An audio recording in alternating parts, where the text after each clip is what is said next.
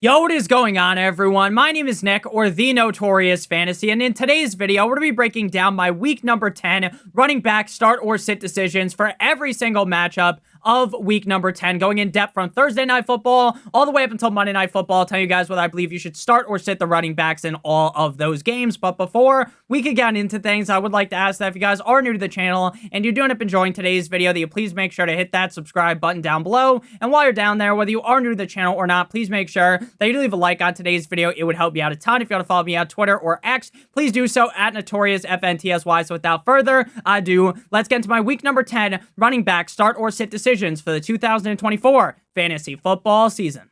We begin with Thursday Night Football, the Cincinnati Bengals at the Baltimore Ravens, a matchup between two running backs that I am ecstatic to start on the week. Now, for Chase Brown, the team did just make a trade for Khalil Herbert, and I don't think that really changes too much this week. It could definitely give Chase Brown a knockdown in terms of snaps and touches going forward, but for this game, he gets traded on Tuesday. The game's on Thursday. I wouldn't think he is incredibly involved in this spot. So with Zach Moss out last week and sidelined indefinitely, Chase Brown was able to take a chokehold over this offense like his name was the Undertaker. He had the Raiders defense begging for mercy last week. He was a top 6 running back with 27 carries for 120 yards and 5 receptions on 5 targets for 37 yards and a touchdown. Now, that was a game where the Bengals were swinging down on their opponent. The Bengals won that game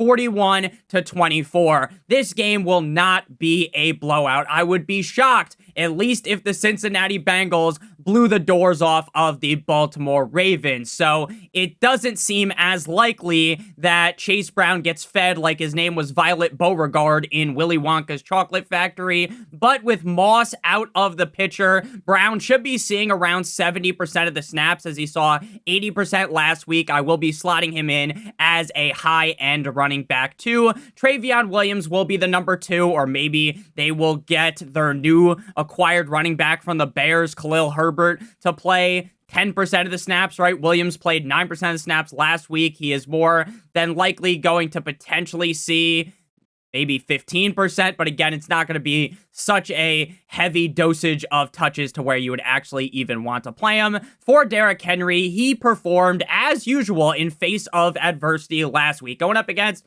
the Broncos defense that is normally rock solid against the run, Derrick Henry slammed them like I slam a beer once it hits 5 o'clock on a Friday. He had 23 carries for 106 yards and not 1 but 2 touchdowns, as well as 1 catch on 1 target for 27 yards. As long as the Ravens aren't trailing by a large margin, which I believe will not be the case, we are going to see a heavy dosage of Tractor Cedo, and he should be at minimum a top 12 running back. The Bengals are pretty decent up against the run, so I won't say this is a wet dream spot for Henry, but most matchups are a wet dream spot for Henry, so I do believe he should be ranked inside of the top 5. For Justice Hill, he will play well in game scripts, where the game is either a flat-out blowout or where the Ravens are trailing big. And even in both scenarios, though, it is important to note that you are far from guaranteed to actually see Justice Hill get 8 or more touches. This game feels like a close game, or maybe a blowout by the Ravens. Even so, though, Henry could just see all of the work in the blowout. So unless the real guarantee for Justice Hill is if they are down big, he'll get a couple of targets. Even so, though, I don't feel confident playing him up against the Bengals. Next up, we move to Germany. The New York Giants at the Carolina Panthers. We know what Germany did to deserve this absolute disaster class of a game. So we have running backs that are pretty solid, right? Tyron Tracy saw a shit ton of touches last week up against the Commanders, but struggled to find actual success. He had 16 carries for 66 yards and a catch for 3 yards. But prior to last week, he was the running back 7 up against the Steelers in Pittsburgh in prime time. Tracy is an incredibly talented back, and I talked him up all summer long for a reason, because he's better than Devin Singletary, and eventually he would be able to take the reins, and that is exactly what happened. But, and this is a big but, shout out to Beyonce, he is held at the mercy of Daniel Jones. in a game in Germany that will probably be so boring it's going to put your ass back to sleep. Tracy should see a boatload of touches, and with the Panthers allowing the highest amount of points to running backs on a per-game basis, I think Tracy will bounce back as a mid-range running back too.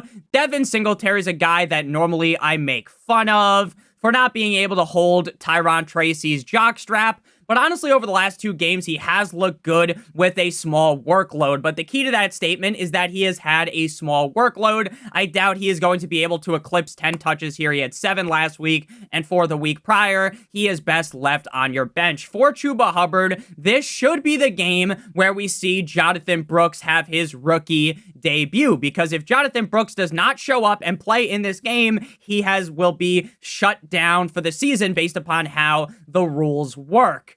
In his return, I expect the team to use Jonathan Brooks with just the tip technique, meaning they're not going to go balls to the wall. They are going to ease him in. Chuba should receive close to his normal workload of 15 to 20 carries and 2 to 5 targets on a good week. In a decent to slightly above average matchup, I feel good with Chuba finishing as a mid-range to high-end running back too, unless we hear some news that they're going to force feed the rock to Mr. Jonathan Brooks, which I honestly do not believe will be the case. Now, regardless of who sees the second most amount of touches, if it's Jonathan Brooks or Miles Sanders, I would be avoiding the running back 2 in Carolina. Next up, we move to the real slate on Sunday.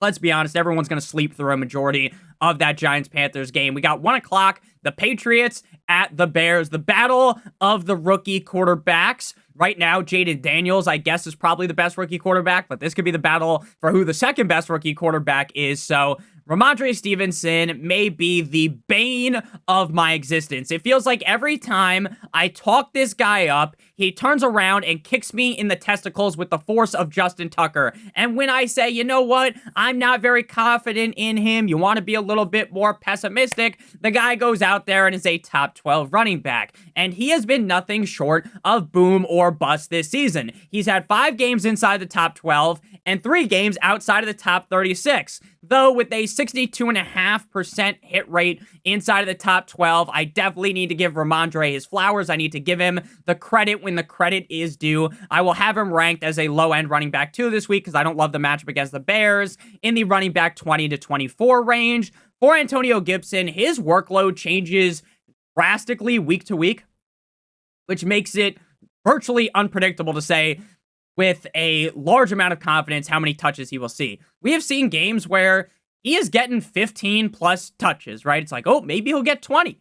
And then we've seen games where he has 2 touches. So more than likely, he's closer to the 5-touch mark. And with him averaging just 1.5 yards per carry or less a game, I would jump into a pool of orange juice with a million paper cuts across my body over starting Antonio Gibson. DeAndre Swift had his worst game in weeks up against the Cardinals in Arizona last week, in a game where the Bears got 360 no-scoped by FaZe Kyler Murray and the Cardinals. The Bears scored just 9 points, and yet Swift was able to keep his head above water as a low-end running back too. Does the low-end running back too cash checks?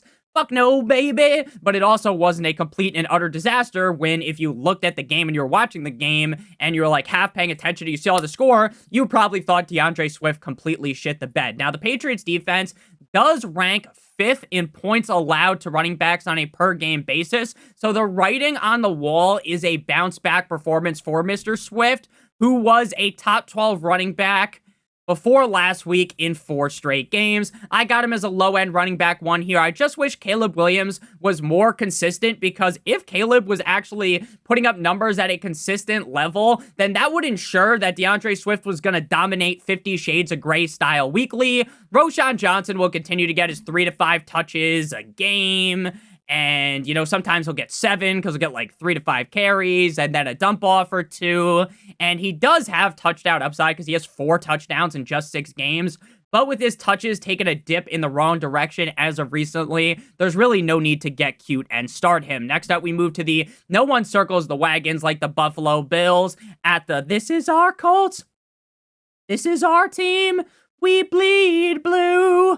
this is a fun matchup here, but not really, right? I think this game would be fun. It's like, oh, what could Anthony Richardson do up against Josh Allen? Because everyone, for some reason, loves to suck the cock, metaphorically, of Anthony Richardson and say, oh, he's the next Josh Allen. And I'm an Anthony Richardson truther, but I won't go that far. But instead, we get old bastard Joe Flacco versus Josh Allen. Now, before we break down this game in depth at the running back position and the rest of the games on the week, I would like to give you guys a quick word for our friends and our partner over at Underdog. If you're brand new to Underdog and sign up using promo code Notorious, you receive your free pick, which today is Kevin Durant higher than half a total point. You match that with any other player playing in the NBA, not on the Suns, or an NFL pick, and if both of your picks hit, you'll get 3 times what you put into your pick'em. If you do multiple other picks, then the payout will be higher. You will also receive a first-time deposit offer of up to $1,000 in bonus cash. If you're watching this on a different day, you're not watching this on Tuesday, election day, trade deadline day, and you're watching on Wednesday, Thursday, then if you sign up with code Notorious, your pick will be slightly different. Just another NBA player higher than half a total point, or an NFL player higher than half a total yard. So sign up with promo code Notorious or by clicking on the link in the video description to claim your free pick plus a first-time deposit offer of up to $1,000 in bonus cash. So back to the Buffalo Bills versus the Indianapolis Colts. Now, despite the Dolphins' run defense getting oiled up and being ready for the taking week in and week out, James Cook had just 10 carries for 44 yards and 5 receptions on 6 targets for 25 yards in a game that snatched my soul as a Dolphins fan. That Tyler Bass kick from a guy that people were calling Tyler Ass all season from 61 yards straight through the uprights would have been good from 9,000 yards. It made me feel pain that I haven't felt in a long time. And it really hurt, but Cook's poor performance, in my opinion, is no reason to panic. And we should operate as normal when it comes to James Cook. This is a great running back in a game script this week up against the Colts, where the Bills could be pounding the rock a ton with Cook because they could be up bigly. Just so that you haven't forgotten, right? People have a very short memory when it comes to fantasy football. James Cook fucked me last week. What's going to happen this week? Is he going to fuck me again? Is he going to put a cigar in my vagina like my name was Monica Lewinsky? Right? Is that what's going to happen? And that was fucked up, by the way, that happened. But what I will tell you is that James Cook was the running back 1 in week 8 up against Seattle. So Cook is a clear, locked and loaded top 12 back this week, and I got him as a low-end running back 1. If the Dolphins defense knew how to fucking tackle, if they knew how to wrap up a tackle, Ray Davis would have had a bad day. But instead, the Dolphins defense has the ability to wrap up that Phillip Rivers has, and that's why he has 8 gazillion kids. So Ray Davis busted off a huge 63-yard reception for a touchdown in the third quarter on one of his 6 touches that ultimately, as a Dolphins fan, I just knew everything was going wrong there because the defense was actually looking good in the first half, and then they forgot how to tackle, which is just what they normally do. Ultimately, while that was a top 16, 18-ish showing for Ray Davis, it is so unlikely that that happens at a consistent basis, so he is just a premier handcuff on your bench. For Jonathan Taylor and the Colts, as a Anthony Richardson fanboy, which I already stated, seeing the Colts go out there and shit down their leg with Joe Flacco under center was kind of just, vindicating. I still do believe that the wide receivers for fantasy football will benefit with Flacco being the signal caller. And Jonathan Taylor will benefit more from AR because the rushing game will be better with Anthony Richardson under center. Either way, though, Jonathan Taylor is one of the best running backs in the NFL. No ifs, ands, or buts about it, so you're going to play him. Last week, he failed in a tough matchup against the Vikings as the Colts offense just really couldn't get it going. Up against the Bills defense that just got spit roasted by the Dolphins rushing attack, I do believe that Jonathan Taylor, even with Flacco at the helm, should be a high-end running back too. With Jonathan Taylor back, Trey Sermon is about as useful as a snorkel on land, so I would be looking to sit Sermon and the other running back Goodson there. Next up, we move to a division rivalry matchup, the Denver Broncos, at the Kansas City Chiefs. So Javonte Williams is one of the biggest traps of all time. You start this guy and he runs like he has weights wrapped around his ankles. You bench him, and he turns into fucking LaDainian Tomlinson, right? But I do think his time of terrorizing us as fantasy football owners is over, as the drumbeat for Audric Estime has reached a very loud volume. With them working in Estime more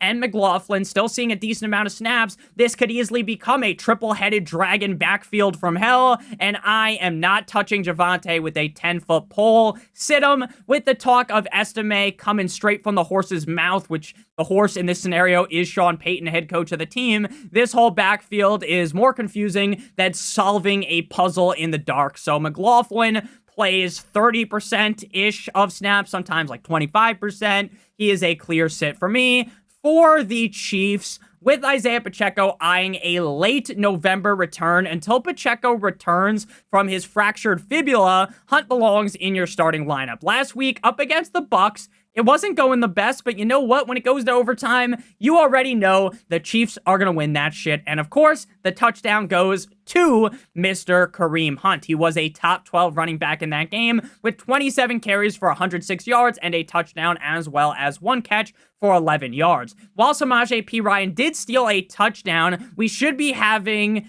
a strong conviction in believing in Kareem Hunt. Even with the matchup here up against the Broncos not being the best, I expect Hunt to still be a productive middle-of-the-road running back too. Kareem Hunt is not the same guy he used to be.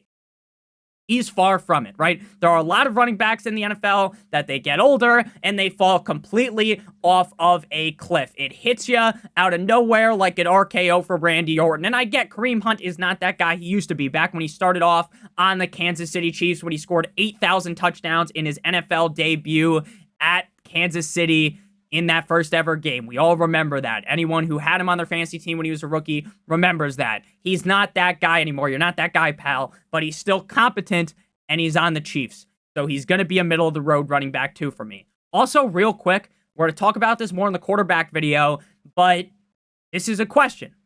Is Mahomes over-exaggerating his injuries? Like, the guy goes down, it looks like he just got shot with a cannon during the Revolutionary War. That's what it looks like. Right? But then he comes out of the tent and he's fine. It's like they replaced his foot with a robotic foot like Luke Skywalker's hand, right? So I'm not saying that, oh, magically he's 100% over-exaggerating, but it does kind of feel like that. Don't shoot the messenger. Maybe some of you guys agree. And maybe there's some type of magic being used here. I don't know, because that looked bad, and then magically he's just fine the next drive, but it is what it is. We won't waste too much time talking about that. So, Samaje Perine did score on Monday Night Football, like I said when I was talking about Hunt a couple of seconds ago, which marks his second touchdown on the season. Nowhere near a reliable amount of touches to play in per week,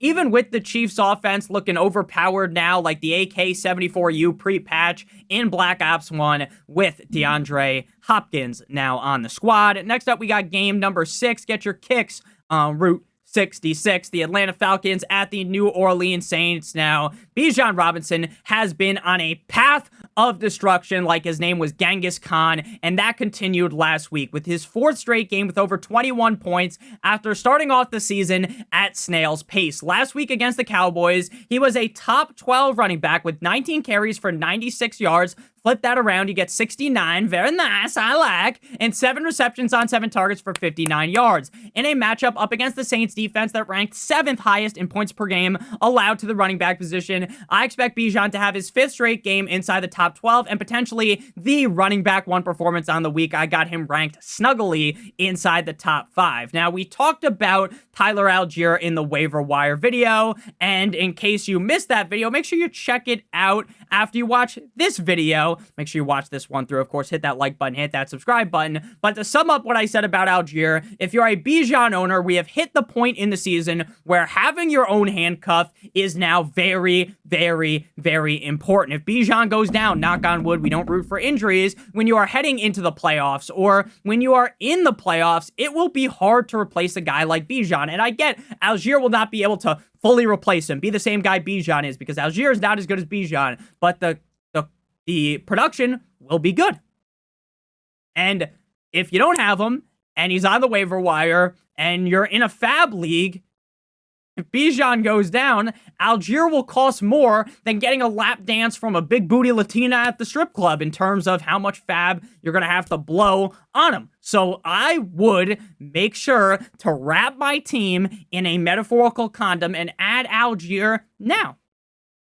Now, I get it. In terms of actual value on the week, he's not very valuable because even last week, he scored a touchdown and he couldn't even get 10 points. So he belongs on your bench. It's pretty clear. For Alvin Kamara and the Saints, despite the fact that the Saints are so bad that Dennis Allen, bum ass, got fired. And honestly, I have no idea how he didn't just get fired after last season, but, that's topic for a different video. Alvin Kamara was still able to put the team on his back. Darren Sharp, bro, hold my dick, as a top 5 running back, 29 carries, which is just insane, for 155 yards and 6 receptions on 9 targets for 60 yards in a loss up against the Panthers. Olave is hurt. Shaheed is done for the season. And with a bunch of XFL receivers out there, Kamara's going to get fed like a fat kid at Thanksgiving, so I expect Alvin Kamara to go nuclear yet again as a top 6 running back, because even though Derek Carr sucks more cock than a porn star, I really do believe that Derek Carr is going to just dump off the rock to Alvin Kamara, because we saw this a lot last year. Derek Carr is the check down king. Jordan Mimsy with Kendra on IR and Jamal Williams' status being unknown. Mims could be the RB2, but in reality, it feels more like Taysom Hill's the running back too, so just stay away. Next up, we got the San Francisco 49ers at the Tampa Bay Buccaneers. Now, for any of the teams that are still live with Christian McCaffrey, his practice window being opened probably had you bricked up when you saw the notification on your phone. And from what I have read, I expect him to play this week. Now, does that mean that it is a guarantee, bet your house, that Christian McCaffrey's coming back? Fuck no, baby. But he definitely could suit up. His workload will be a huge question mark entering into this game. But when Christian McCaffrey plays, I play him. It is as simple Jack. You make me happy. You gotta play Christian McCaffrey because he makes me happy, and he'll be ranked inside the top 12 if he suits up, unless the team comes out and says, oh, we're gonna just ease McCaffrey in. Then, of course, you would bump him down the rankings. Jordan, the numbers, Mason, what do they mean? With Christian McCaffrey's return on the brink, Mason will be about as useful as a snowplow in the summer. The 49ers use a bell cow back regardless of who the back is, so you're sitting Jordan Mason. Thank you for your service, Mr. Mason, for helping us for the early parts of the season. Rashad with 2 A's White last week was able to keep his head above water in one of the toughest, if not the toughest matchup for a running back in fantasy football up against the Chiefs, and he was the running back 25. Now, he had 3 carries for 19 yards and a tug with 3 receptions on 3 targets for 15 yards. Even if you don't think Rashad White is the best runner, which would be a very credible statement early on in the season, but recently his yards per carry number has been a lot better. He is so involved in this offense that I have a strong conviction ranking him as a low-end RB2. For Bucky Irving, he's going to be a start as well. Now, Bucky wasn't as fortunate as Rashad White, because if you played Rashad White, sure, he wasn't the reason you won last week, but he didn't completely sink your battleship. Bucky, though, he did that, right? He was drowning. Rashad kept his head above water. Bucky drowned. Leo DiCaprio style in the Titanic. Running back 41 with 7 carries for 24 yards and 3 catches for 10 yards. Prior to last week,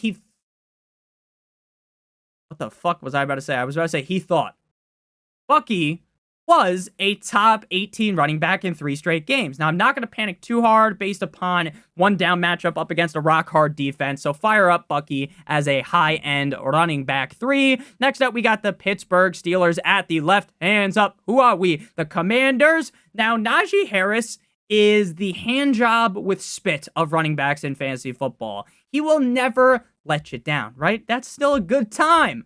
But ultimately, you would prefer for her to hawk to spit on that thing, or for you to kind of, tap that sexually. Recently, he has picked things up, though. 3 straight top 18 performances.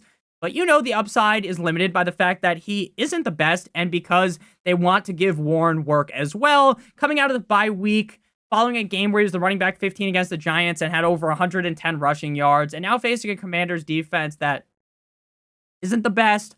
I think Najee will remain as a middle-of-the-road running back 2 until further notice.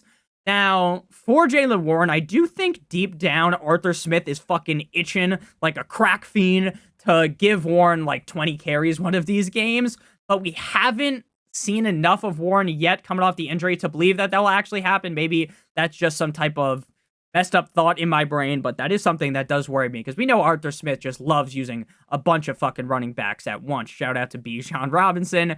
For the Commanders, last week it felt kind of like a coin flip as we got closer to Sunday if Brian Robinson would play.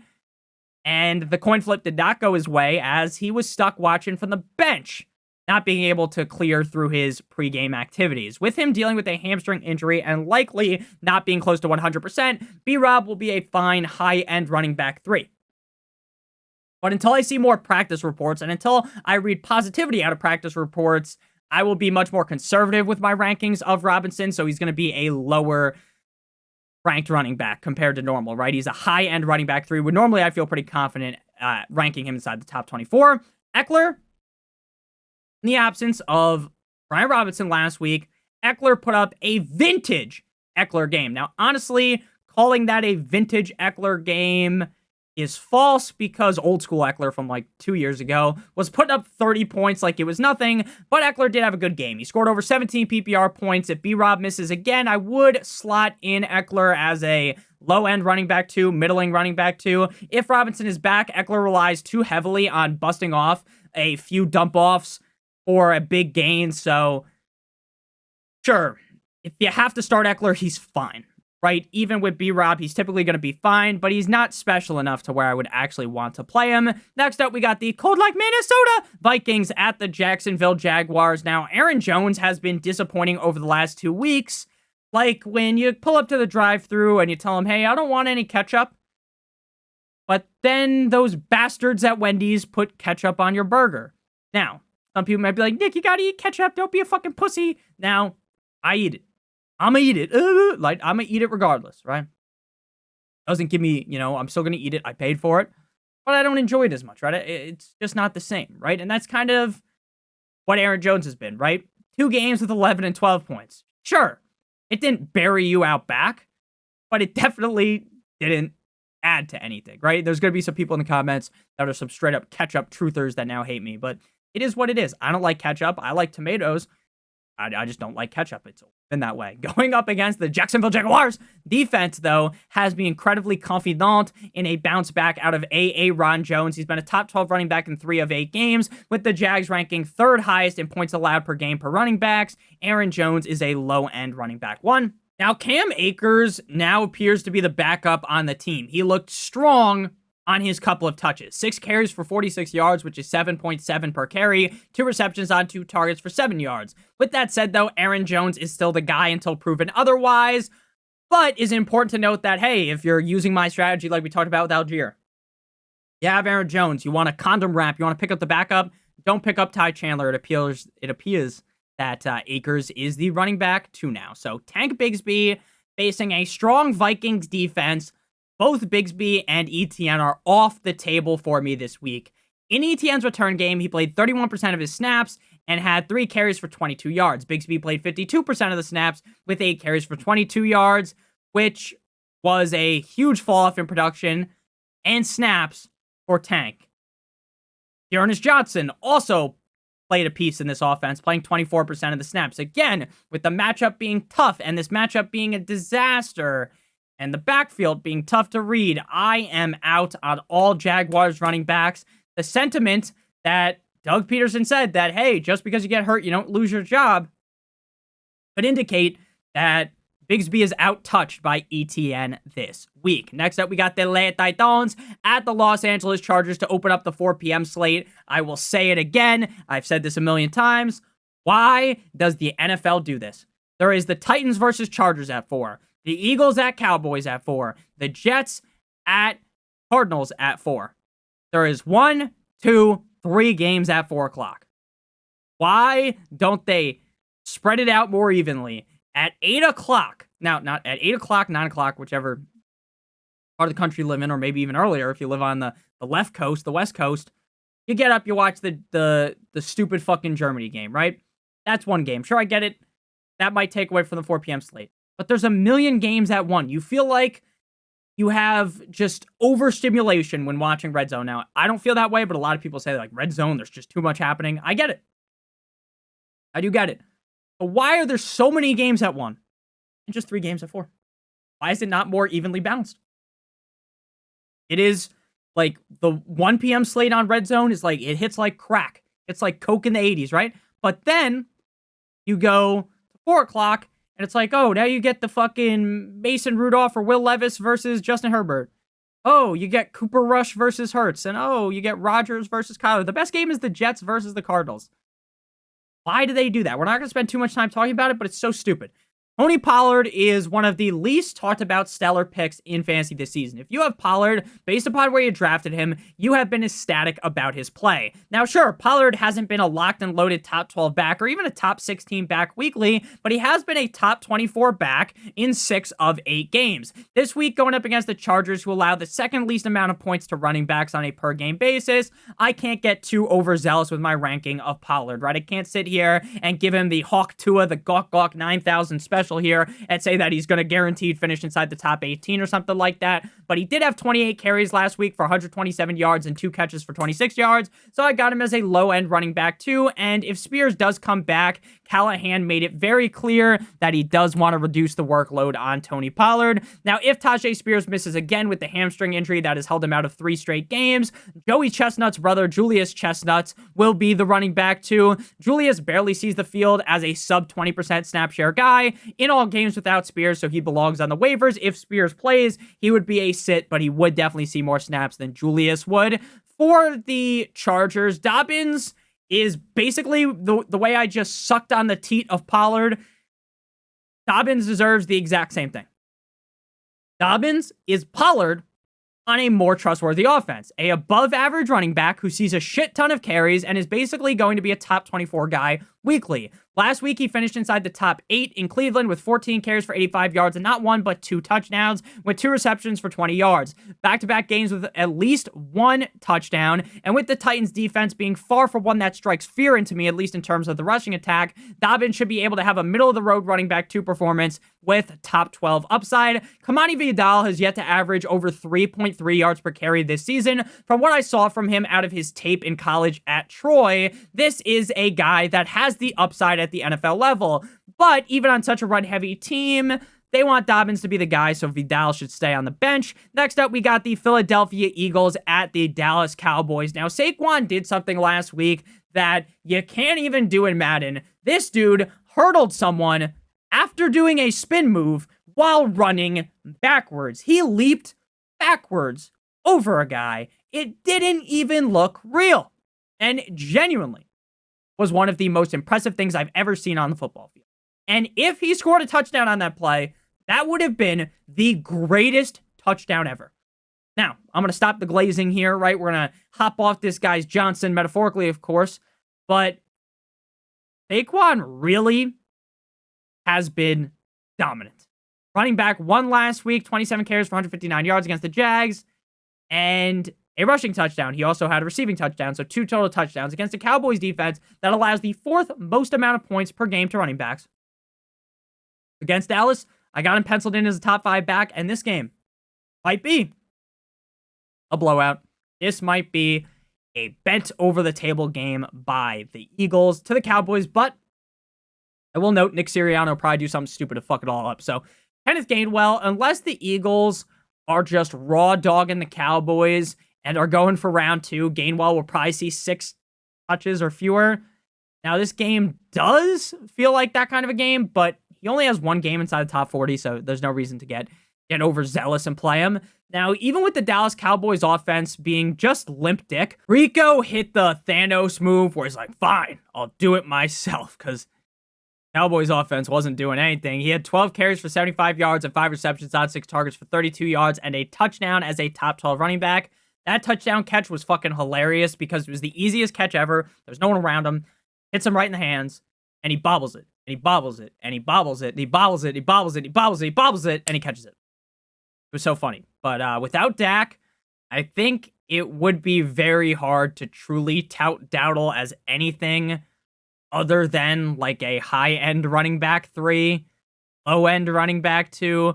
I think Cooper Rush is better than people give credit for, but the Eagles' defense has looked so much better recently to where I just think banging the drum for Rico is just incredibly stupid. Dalvin Cook, with Zeke getting sent to Azkaban as a healthy scratch last week, Dalvin was the running back 2. He had just 2 touches. Even if Dalvin was the running back 1, seeing like 70+% of the snaps, I wouldn't start him because it's 2024. Dalvin Cook is no longer good. So with him playing a limited amount of snaps, which is 7 last week, there's no need to play Dalvin Cook in 2024. Next up, we got the final game before Sunday Night Football, and then we got Monday Night Football.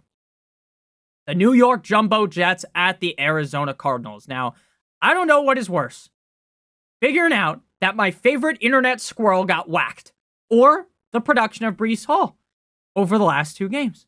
Even with the offense looking better as of recently, Breece Hall has been on the struggle bus. But, and this is a big but, shout out to Tate McRae, this is a clear bounce back situation. The Cardinals rank 8th in fantasy points per game allowed to running backs. So even with us being down bad as Breece Hall owners, this feels like the game where we get our lick back. Braylon Allen, even with Breece just not being good, Allen hasn't taken advantage of that. His yards per carry number has been awful since week 5, and even if he does fall ass backwards in the end zone, he probably won't be successful enough with his other carries to do enough to be start worthy, so I would sit Allen down. For James Conner, it reeked that Omari DeMarcado and Trey Benson are the running backs that scored last week for the Cardinals.